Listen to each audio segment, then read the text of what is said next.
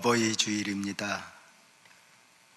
연희에 같으면 어르신들에게 꽃도 달아드리고 했을 터인데 세월호 침몰 사고 여파로 오늘은 꽃 없이 어버이 주일을 지키자 했습니다.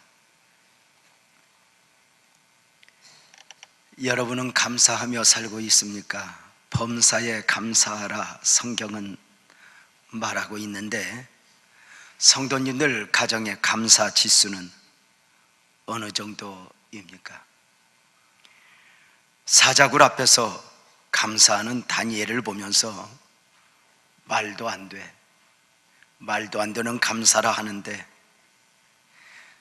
세월호 침몰 사고 앞에서 우리는 정말 말도 안 되는 듯한 감사를 듣게 되었습니다. 20일 넘게 물속에 잠겨있는 자식을 애타게 기다리던 한 부모가 잠자는 모습으로 260번째 번호를 달고 나온 아들의 시신을 안고 감사합니다, 감사합니다, 감사합니다를 10번도 더 외쳤다 합니다. 깊이 잠든 모습으로라도 부모표에 돌아와 준 아이가 그렇게 고마웠다는 것입니다. 진도체육관의 차가운 바닥에서 21일을 넘게 물속에 잠겨있는 자식들을 기다리는 부모들에게 두려움이 하나 있습니다. 행여 자식의 시신이 유실되어 시신마저 찾지 못하는 것이 아닐까 하는 염려들입니다. 3주간을 훨씬 넘게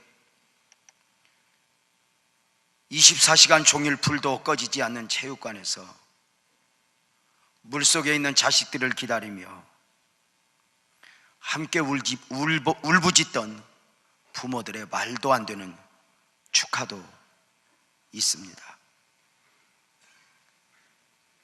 자식의 시신이 물속에서 나와 헬리콥터를 타고 안산으로 와야 하는 부모가 짐을 정리하고 있는데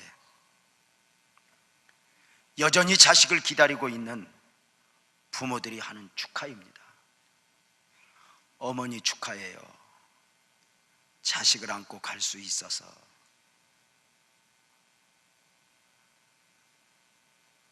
유품을 정리하던 어머니는 그 축하한다고 말하는 어미에게 미안해요, 내 자식만 안고 먼저 가서. 이 말도 안 되는 감사, 이 말도 안 되는 축하, 이 말도 안 되는 미안함을 지금 우리는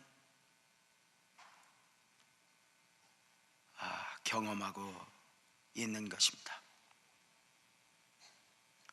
지난 목요일 새벽에 우리는 물속에서 잠자는 모습으로 나온 시찬이를 주님 품에 보내야 했습니다. 시찬이 부모인 박효섭 집사님과 오순희 집사님은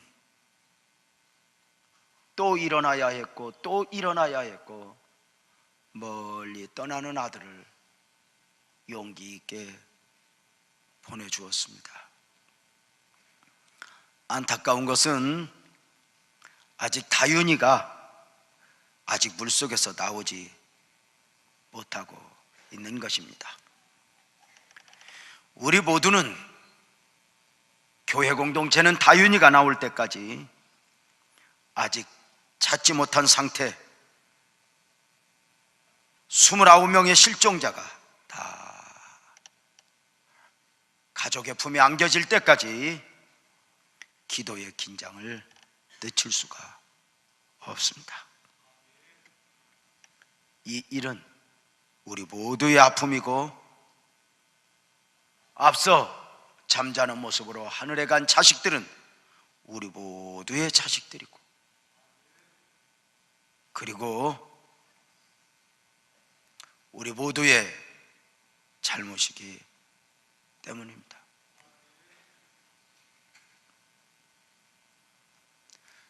선장을 향하여, 정부를 향하여 돌을 들고자 해도 사실은 그 돌은 나 자신이 맞아야 할 정도로 한없이 부끄럽고, 아이들 앞에서 기성세대 그 치부가 드러나는 듯 큰 아픔입니다. 자식을 보내며 울고 있는 어미에게 그만 울자, 그만 울자, 앞으로 사노라면 울 일이 얼마나 많은데 그만 울자, 지금 다 울어버리면 앞으로 어떤 눈물을 흘리려 그러니 하는 한 시인의 권면은 우리 모두의 마음을 흔들어버리고 납니다. 사랑하는 자식을 하늘나라로 보내고 흘리고 있는 부모의 눈물을 무엇으로 우리가 닦아줄 수 있겠습니까? 많은 눈물의 색깔 중에 자식을 잃어버린 부모의 눈물보다 더 진한 눈물은 없을 것입니다. 오늘 어버이 주일을 맞아 묵상하게 되는 본문 말씀에서 우리는 한 아버지의 눈물을 보게 됩니다. 이제 막 태어난 지 얼마 되지 않았는데 그 아들의 죽어가는 모습에 식음을 전폐하며 몸부림쳐 울며 기도하고 있는 아비의 눈물을 보는 것입니다.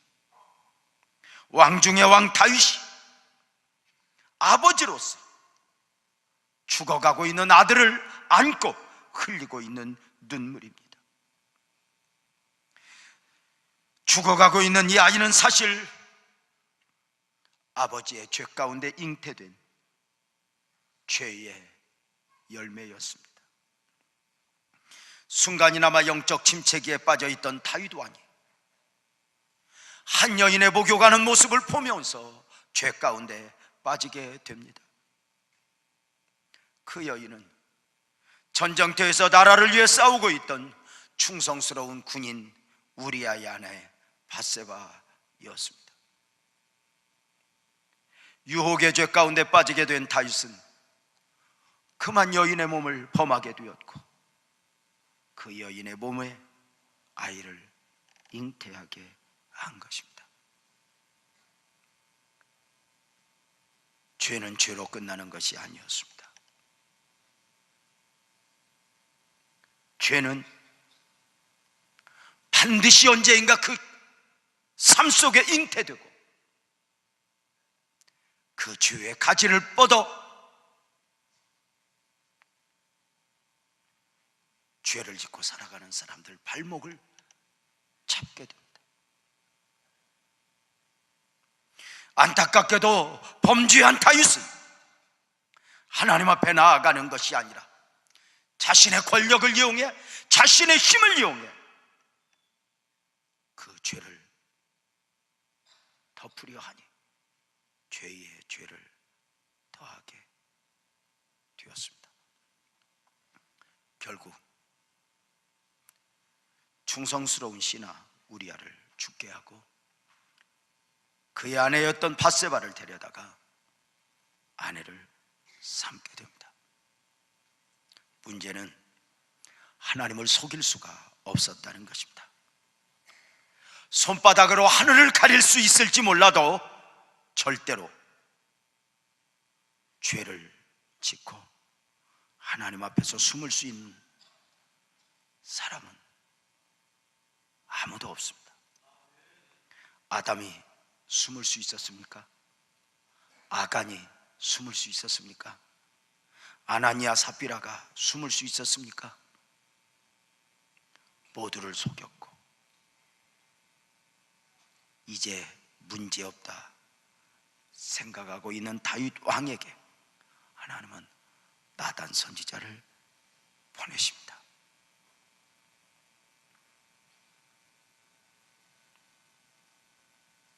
그의 죄에 대하여 사무엘하 11장 27절은 이렇게 말합니다. 장례를 마치고 다윗이 사람을 보내 그를 왕궁으로 데려오니 그가 그의 아내가 되어 그에게 아들을 낳으니라. 다윗이 행한 그 일이 여호와 보시기에 악하였더라. 아들을 낳으니라. 이 기간은 하나님이 다윗에게 허락한 고백의 기회였습니다. 사람의 죄를 감추었던 다윗은 여호와 앞에서라는 사실을 잊었습니다. 여호와 보시기에 악하였더라. 죄는 사람끼리 지어도 모든 죄는 여호와 앞에서입니다. 죄의 문제는 사람끼리 해결했다 해서 모든 문제가 해결되는 것은 아닙니다. 죄는 언제나 여호와 앞에서라는 사실을 잊어서는 안 될 것입니다.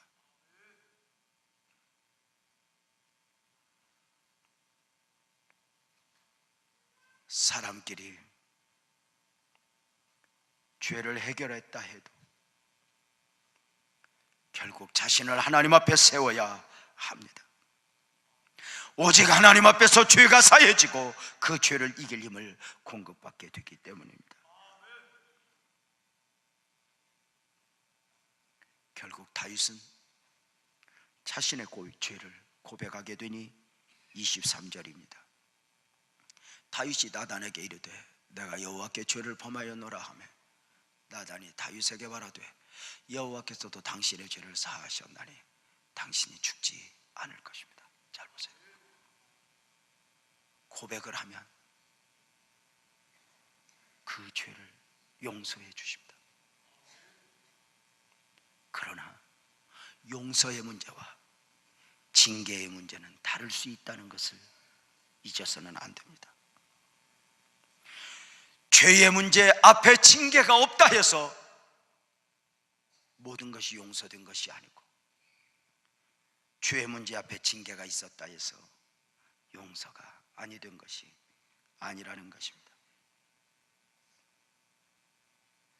자신의 죄를 고백하는 다윗에게 죄사함을 선포한 나단 선지자는 죄의 열매인 아이가 죽게 될 것을 선포하니 사무엘하 12장 14절입니다. 이 일로 말미암아 여호와의 원수가 크게 비방할 거리를 얻게 하였으니 당신이 낳은 아이가 반드시 죽을 것입니다. 만군의 여호와 앞에, 여호와의 선포 앞에 피할 수 있는 사람이 있겠습니까? 하나님의 선포대로 태어난 아이는 병들어 죽어가게 됩니다. 문제는 병들어 죽어가는 자식 앞에서 부모로서의 다윗은 그 자식을 포기할 수 없는 것입니다. 차라리 나를 데려가시옵소서. 그리고 이 아이를 살려달라고 하나님께 몸부림쳐 간구하는 것입니다. 금식을 하며 밤을 지새워 몸부림쳐 간구하니 아무도 그를 말릴 수 없을 정도였습니다. 저렇게 몸부림치다가 왕이 가시면 어떡하지 여길 정도로 말입니다. 다윗은 죽어가는 자식 앞에서 모든 것을 내려놓았습니다. 왕의 명함도 화려한 제복도 아무 소용이 없었습니다. 자식의 문제 앞에서 모든 것을 내려놓는 아버지의 마음입니다. 다윗은 이미 그 아이를 향한 하나님의 사형 선고가 있었다는 것을 잘 알고 있습니다. 이 죄의 열매 앞에 하나님의 내리신 결정을 돌이킬 수 없다는 것도 다윗은 잘 알고 있습니다. 그럼에도 다윗은 자식을 마지막까지 포기할 수 없었으니 이것이 부모의 마음입니다. 아시죠? 자식은 부모를 포기할 수 있어도 부모는 자식을 포기할 수 없으니 하나님이 담아주신 마음입니다. 죽어가는 자식을 끌어안고 몸부림치는 다윗을 보면서 부모가 보이는 거예요. 아버지가 보이는 거예요.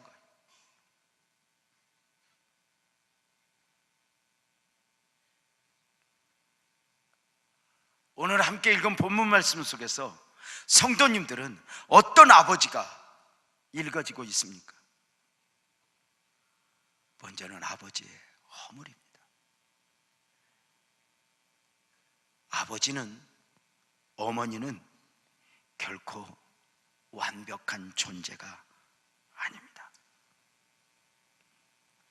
다윗이 누구였습니까? 성도님들은 다윗 하면 어떤 생각이 떠오르십니까? 그는 하나님 마음에 합한 사람, 어릴 적부터 성령으로 충만하여 악기를 타면 귀신이 떠나갈 정도로 은혜였던 사람, 왕 중의 왕 골리앗을 이긴 사람, 전쟁만 하면 이긴 사람, 여호와는 나의 목자시니 내가 부족함이 없으리로다 고백한 시인.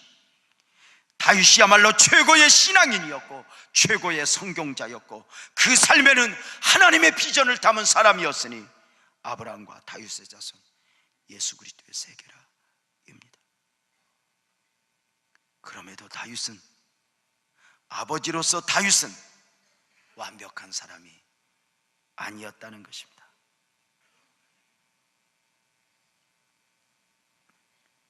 다윗만이 아니라 오늘의 아버지들도 마찬가지입니다. 사람은 완벽해서 아버지가 되고 완벽해서 어머니가 되고 완벽해서 부모가 되는 것은 아닙니다. 가끔 어떤 사고 앞에, 문제 앞에 그 약한 부모의 모습들을 보면서 인터넷 댓글이 정말 아프게 달리는 것을 보게 됩니다. 자식을 감당할 능력도 없으면서 왜 그렇게 많이 낳았냐고 그렇게 비방하는 사람들이 있지만, 부모는 자식을 감당할 능력이 있어서 아버지가 되고 어머니가 되는 게 아닙니다.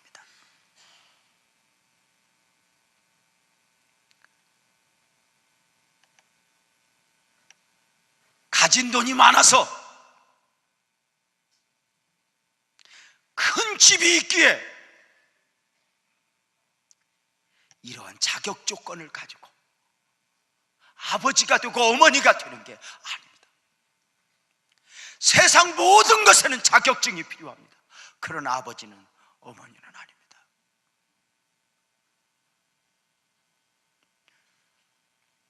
지금은 요양원에 계시지만 우리 교회를 몇 년째 나오셨던 한 성도가 계십니다. 그는 교회를 오시면 정말 노숙자, 죄송합니다 이렇게 표현해서 거린의 모습으로 교회를 오십니다. 그가 앉아 저쪽에서 예배를 드리고 나면 이동성전에서부터 예배를 드렸는데 그 주변은 냄새로 아무도 앉지 못할 정도로 역겨운 냄새가 납니다. 그가 식당에 가서 식사를 하시는 모습을 보면 며칠을 굶은 듯 저것 다 잡수고 괜찮을까 염려가 될 정도로 많이 드십니다. 그리고 또 밥을 담아가기도 합니다. 한없이 약해 보이는 분입니다. 그런데 그분이 교회를 오면 반드시 사무실에 들려서 일주일에 한 번 딸에게 전화를 겁니다. 아마 일주일에 한 번 전화가 허락된 날인가 봅니다. 그 부족해 보이는 아버지가 전화통 딱 붙들고 그 딸에게 전화를 하면 완전히 아버지입니다. 딸아, 굶으면 안 된다. 딸아, 학교는 꼭 가야 한다. 딸아, 차 조심해라. 완전히 아버지입니다. 아버지구나. 자식의 눈에 한없이 약해 보이고 부족해 보이는 부모의 모습, 사실은 그게 본래 부모의 모습입니다. 부모가 강해 보이고 대단해 보이는 것은 부모가 대단한 것이 아니라 자식이 어린 눈으로 보기 때문입니다. 성장한 자식의 눈에는 부모의 허물이 보이는 것입니다. 그렇게 대단했던 부모가, 그렇게 강했던 아버지가 얼마나 약해요. 오늘날 밀려온 유혹 앞에 바람을 피우는 아버지가 되어 있기도 하고, 그것을 수습하지 못하여 헤매이는 아비의 모습이 자식들에게 보여져요. 알코올에 중독된 아버지, 도박에 중독된 아버지,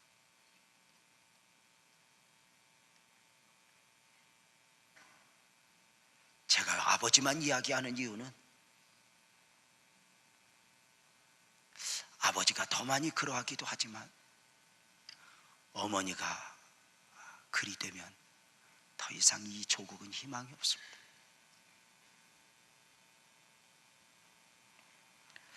아버지가 왜 자식들에게 고함을 지르고 폭력을 휘두릅니까?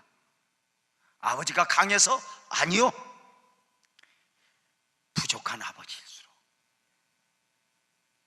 연약한 아버지일수록 그렇게 자신을 표현합니다.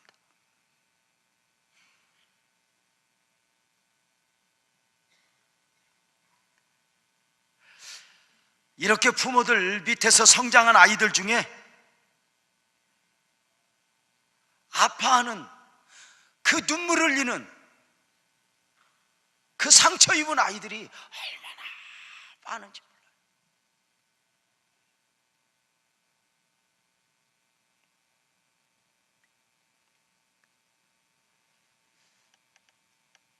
한 자매가 눈물로 전화를 걸었어요. 목사님에게 전화하고 싶었어요. 잘했어요. 목사님, 저는 어릴 적 부모에게 너무 많이 맞으면서 성장했어요. 오빠에게 성폭행을 당했어요. 그리고 성장했는데 견딜 수가 없어요.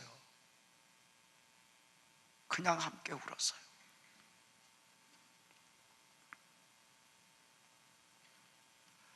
아빠 나쁘다, 오빠 나쁘다 이렇게 말하기에는 그들이 너무 약한 거예요. 이게 인간의 모습이에요. 내 아버지, 내 어머니는 자식은 완벽을 요구하지만 사실 완벽하지 못해요. 그런데 그 허물 많은 아버지가, 한없이 부족한 아버지가 부모 노릇을 해야 한다는 것. 당대 의인이라 인정받아 구원의 방주를 세웠던 노아가 자식 앞에서 완벽했습니까? 방주의 사명을 감당한 후에 포도주의 주에 비틀거리는 모습을 자식에게 들켜버리고 맙니다. 아브라함이 완벽했습니까? 이삭이, 야곱이, 모세가 완벽했습니까? 그 대단한 기도의 사람 사무엘도 자식 앞에서 완벽하지 못했습니다.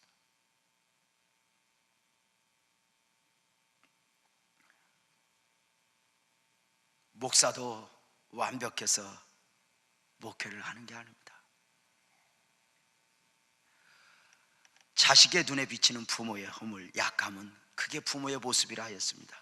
부모가 강하고 대단해 보이는 것은 부모가 강하고 대단한 것이 아니라 자식의 어린 눈으로 보기 때문에 그러하다 했습니다. 목사도 같습니다. 성도님들이 보기에 그저 목사가 보기만 하면 은혜롭고 설교만 하면 은혜를 받고 막 이렇게 막 여러분들이 아무도 동의를 안 하잖아.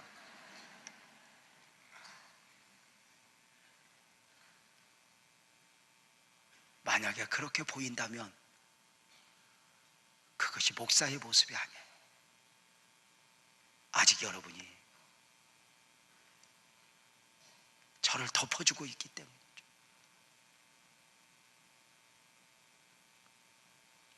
어느 순간에 함께 하다 보면 목사의 허물이 보여요. 목사의 부족이 보여요. 근본 세월호 침몰 사고 앞에 안산시 기독교연합회 회장으로 이곳저곳을 다니면서 정부 관계자들을 만나고 교계 어른들을 만나보지만 할 수 있는 게 아무것도 없어.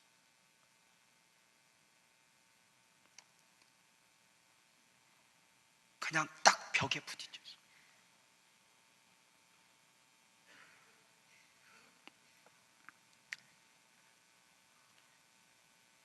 이렇게 약한 존재로서 부모가 되고 이렇게 약한 모습으로 목회를 하니 여기에는 어떤 하나님의 깊은 뜻이 있을까? 단순히 약하구나 이것만 보아서는 안 돼. 도대체 왜 하나님은 그렇게 부족한 사람에게 부족한 사람을 붙여서 가정을 형성케 하시고 그렇게 부족한 사람과 부족한 사람끼리 모두 교회 공동체를 형성하게 하셨는가? 처음 하나님께서 에덴 동산에서 관계를 맺게 하셨을 때 그 처음 구성원은 남편과 아내였습니다. 하나님이 맺어주신 남편과 아내의 관계는 바로 돕는 배필입니다. 남편은 아내에게, 아내는 남편에게 돕는 자가 되라는 것입니다. 모든 관계의 기본은 바로 여기에서 시작합니다. 나는 돕는 자인가? 요구하는 자가 아니라 나는 돕는 자인가? 입니다. 돕는 배필. 이 땅의 모든 피조물은 연약한 존재인 것입니다. 나는 아무도 도움이 필요 없어 라고 말할 수 있는 사람은 없습니다. 여러분은 요구하고 있습니까? 아니면 돕는 자로 마음을 가지고 있습니까?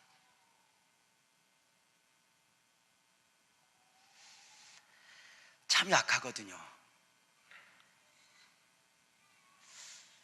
베드로전서 3장 7절에 보면 남편과 아내 이야기가 나오는 중에 이렇게 말해요. 남편 된 자들아 이와 같이 지식을 따라 너희 아내와 동거하고 그를 더 약한 그릇이요 또 생명의 은혜를 함께 이어받을 자로 귀히 여겨라. 귀히 여겨라. 그런데 표현이 글쎄요. 더 약한 그릇이요. 한 번만 따라서 합시다. 더 약한 그릇이요. 이 말은 아내가 더 약한 그릇이라는 말은 남편도 약하다는 거예요. 약하지 않다는 거예요. 약하다는 거예요. 더라는 표현은 썼지만 시간이 갈수록 남편들이 더 약해지는 것 같아요. 이게 호르몬의 역작용인지 이렇게 나이를 들어갈수록 여자분들이 억세져요. 어느 날 보니까 우리 집에 남편이 둘이 있더라고요. 아버지가 둘이 있어요. 목소리도 걸걸해지고 한때는 아이들이 뭐 물어보고 요구하면 아버지한테 여쭤보고 하자. 아버지 어떻게 생각하는가? 아버지 말씀 듣고 하자. 이러더니 어느 날부터 길이요 진리요 생명이 되어서 아버지 의견은 전혀 상관없어. 길이요 진리요 생명이 내가 결정했으니 당신은 순종하는 마음으로 따라오시오.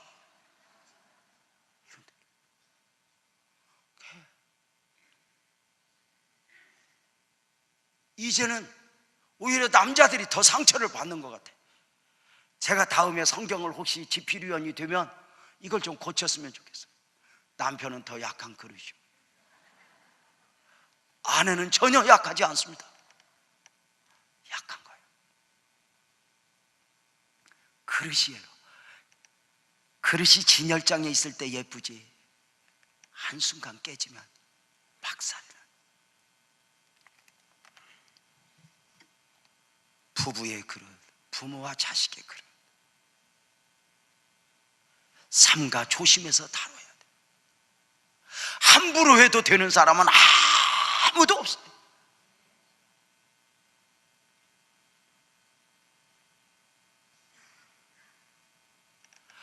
부족한 사람들끼리 만났기에 누군가의 부족을 탓해서는 안 돼. 바로 그 부족이 서로에게 바로 필요를 느끼게 해주는 부분이죠. 당대 의인이라 불리우는 연약한 노아에게 세 아들이 있었습니다. 단순한 세 아들이 아닙니다. 아버지 허물 앞에 그 허물을 드러내는 자식과 그 허물을 덮어주는 자식으로 이깁니다. 안타깝게도 아버지의 허물을 드러낸 자식은 저주의 대상이 되어버렸고, 아버지의 허물을 덮어준 자식들은 축복의 대상들이 되었습니다.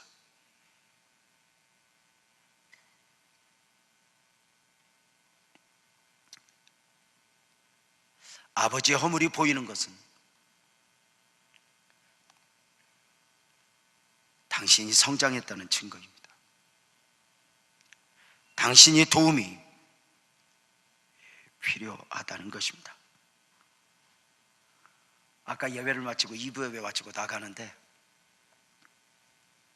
한 집사님이 제 앞에 오시더니 측은해 보였나 봐요. 목사님, 제가 좀 안아드려도 돼요?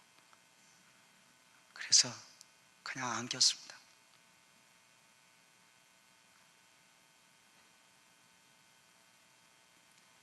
제 등을 이렇게 쓸어주는데 그렇게 좋더라고요. 여러분,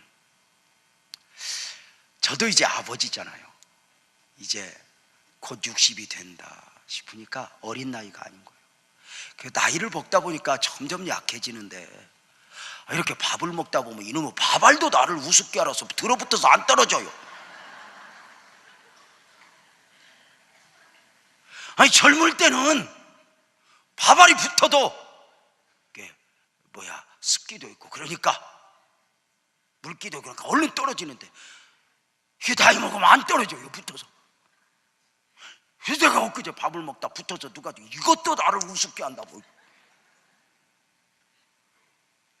음식을 먹다 보면 또 여기에 흘려요. 왜 그렇게 잘 흘리는지. 장로님, 나이 먹은 증거가 어디 있는 줄 알아? 흘리면 얼른 갈아입어야 되는데 또 이렇게 덮어서 입고나 봐.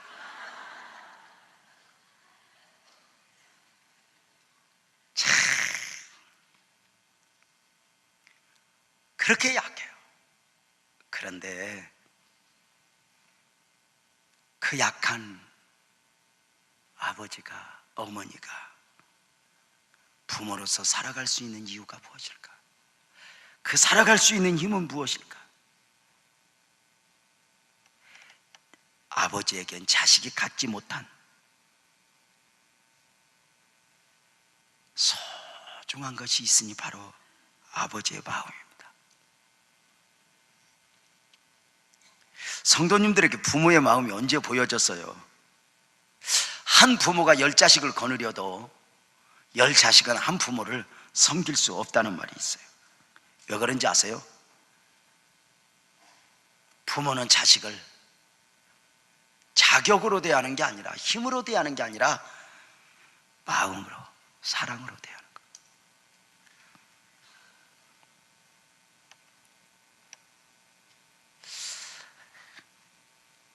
자식은 부모를 계산으로 섬겨요. 계산으로 하면 절대로 섬길 수가 없죠. 하나님의 사형 선고 앞에 죽어가는 아들을 앞에 두고 몸부림쳐 기도하는 다윗의 모습 속에서 아버지의 마음이 보여지는 거예요. 죽어가는 자식을 위해 금식하며 밤을 새워 엎드려 기도합니다. 그 누구의 위로와 권면도 소용이 없습니다. 자식을 살리고자 오로지 생명 앞에서, 하나님 앞에서 생명을 건 씨름을 하는 아버지의 모습을 보는 것입니다. 어쩌면 다윗의 기도는 참으로 무의미한 기도였어요. 왜? 이미 사형 선고가 있었거든요. 기도한다고 해서 돌이켜질 문제가 아니었거든요.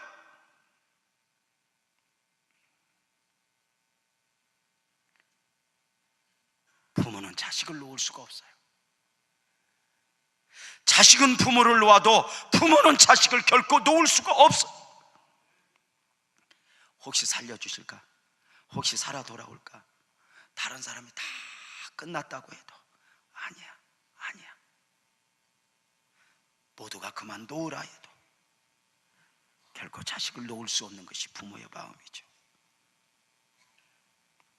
세월호 침몰 사고에 보여지는 부모들의 몸부림을 보았습니까? 10,000분의 1이라도 혹시 자식이 살아있을까?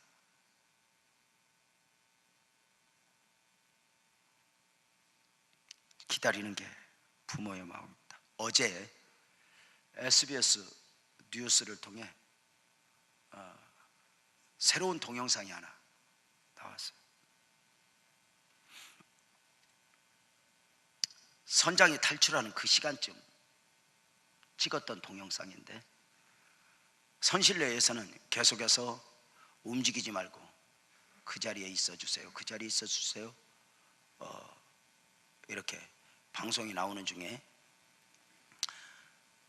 많은 사람들이 구명조끼를 입고 있는데 한 어미가, 그 동영상에 나왔어요, 한 어미가 구명조끼를 안고 있는 거예요. 몇 분은 못 입고 있는 분도 있어요. 구명조끼가 없어서. 행여 구명조끼를 빼앗길까 꼭 끌어안고 누군가를 계속 잡고 있는 거예요. 어린 아들 잡고 있는 거예요. 그 구명조끼 하나 붙들고 자기는 입을 수가 없는 거예요.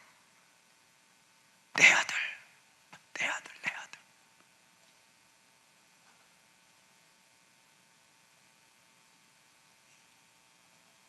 그리고는 그 방송하는 분에게 내 아들을 좀 확인해 달라고, 아이 이름을 좀 불러달라고.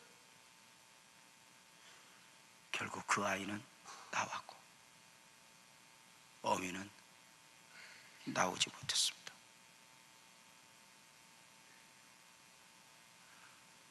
자식의 눈에 부모를 저울로 달면 한없이 부족하지. 그런데 저울에 달 수 없는 하나 있어요. 바로 자식을 사랑하는 부모의 마음이에요.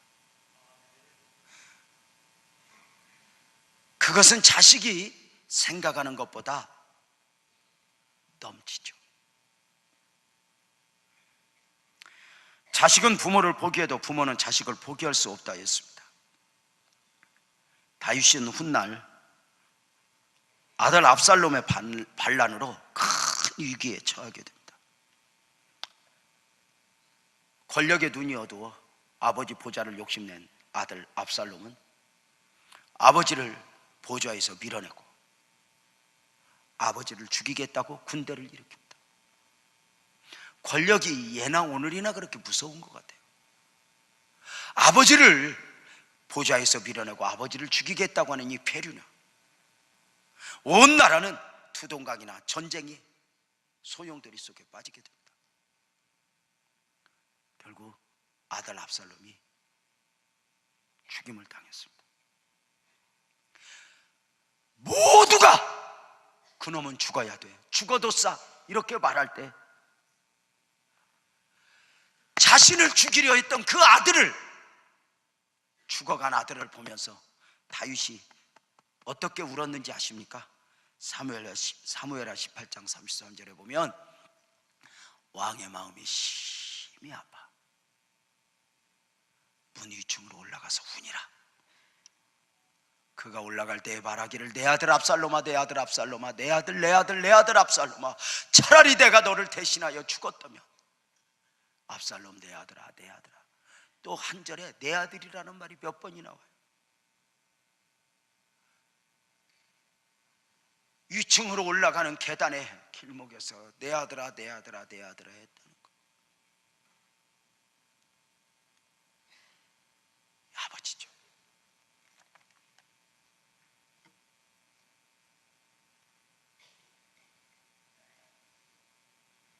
이것이 부모의 마음이죠. 자식은 부모를 용서하지 못해도 부모는 자식을 용서해요.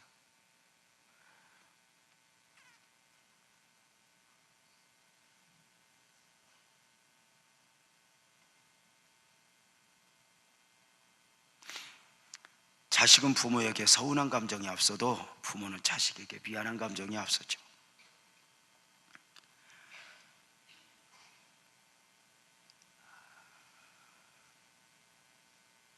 자식이 부모를 바라보는 마음,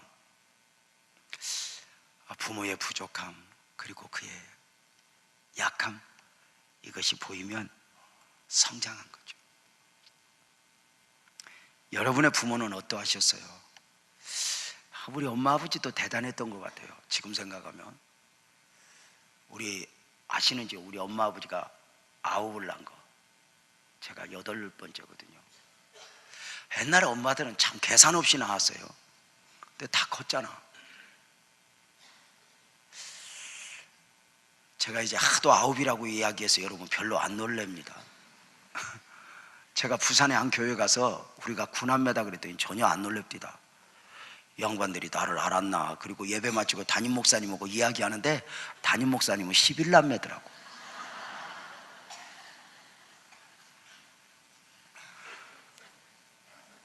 그 9남매를 그 작은 땅덩어리 하나 가지고 도대체 무엇으로 먹일 수 있었을까? 자식들 학교는 어떻게 보낼 수 있었을까? 기적인 거예요, 기적.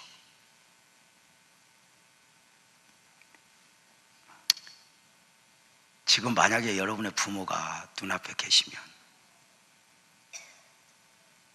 여러분은 어떤 마음이겠습니까? 늘 이날이 되면 함께 일어나서 부르는 노래가 하나 있거든요. 부모님도 생각하면서 부르는 노래죠. 우리 모두 일어나서 어머니의 마음 노래 한번 합시다.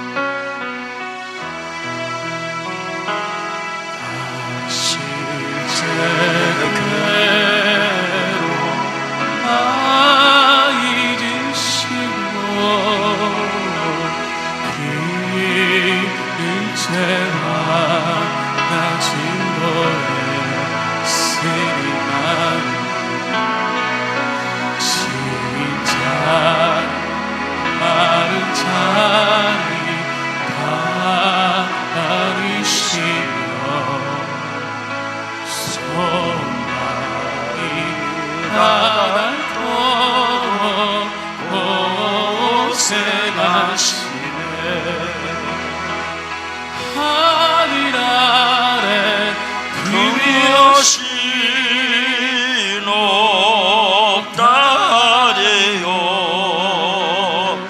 어머니의 일생은 답이 없어라. 어려서 난 것 올려주시고 자라서는 기대어 기다리는 마. 하늘사 그릇 될사 자식 생각에 도우시던 이마 위에 주름이 가득 땅 위에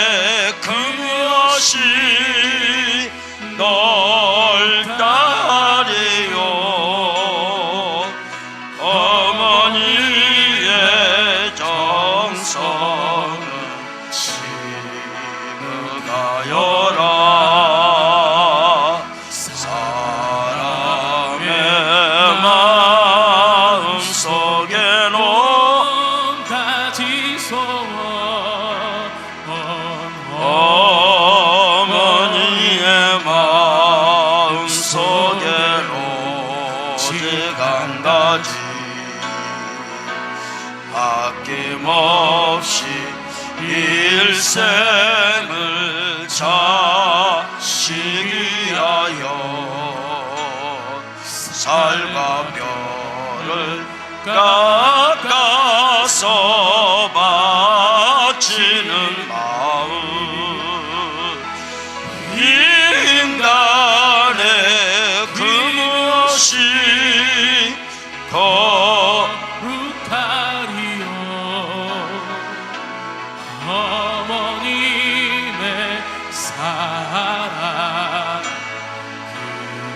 끝이 없어라. 세월호 침몰 사고 앞에서 느끼는 것은 부모들은, 가족들은, 자식들은 생각보다 우리 곁에 오래 있어주는 것만은 아니라는 것이었습니다. 여러분, 부모님들은 어디 계십니까? 이 시간에 한 1분간만 조용한 음성으로 기도하려고요. 부모님이 계시면 부모님을 위해서, 그리고 부모님이 돌아가셨으면 자녀들 위해 기도하면서 좋은 부모이기를 원하며, 늦지 않았거든요. 기도하겠습니다. 거룩하신 아버지 하나님,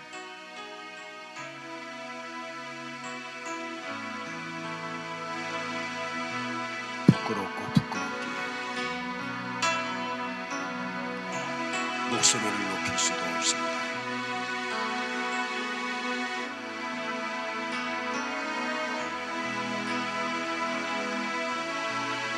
하나님, 부모님들을 위하여 기도하는 그 입술들이 복이 있게 하시고 그 자녀가 복이 있게 하소서. 좋은 부모이게 하시옵소서. 그렇습니다, 주님. 주님, 약해서 고맙고 부족해서 고맙습니다. 그래서 서로가 필요해서 고맙습니다. 우리 성도들 가정을 축복하소서. 예수님의 이름으로 기도합니다. 아멘. 자리에 앉으시기 바랍니다.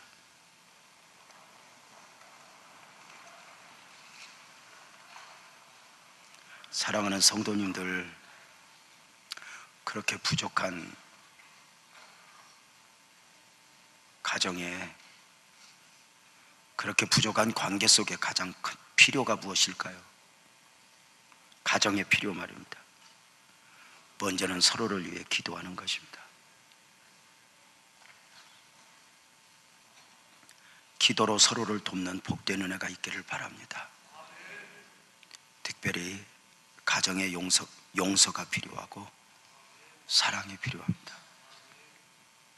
가정과 교회는 용서의 연습장이고 사랑의 연습장입니다.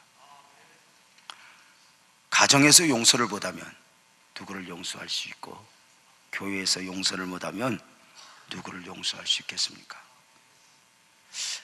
가정의 달 5월을 맞아 용서와 사랑에 있어 좀 더 넉넉해지는 복된 성도님들 되기를 주님의 이름으로 축복합니다. 무엇보다도 서로를 기다려 주십시오. 품어 주십시오. 하나님이 준 축복의 열매가 여러분의 가정에 맺히게 될 것입니다. 기도하겠습니다. 거룩하신 하나님 아버지, 고맙습니다. 오늘 우리 모두 말씀 앞에 섰습니다.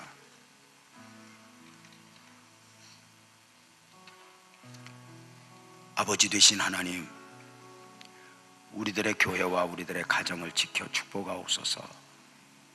회복되게 하소서. 마음으로 사랑하고 용서하게 하소서.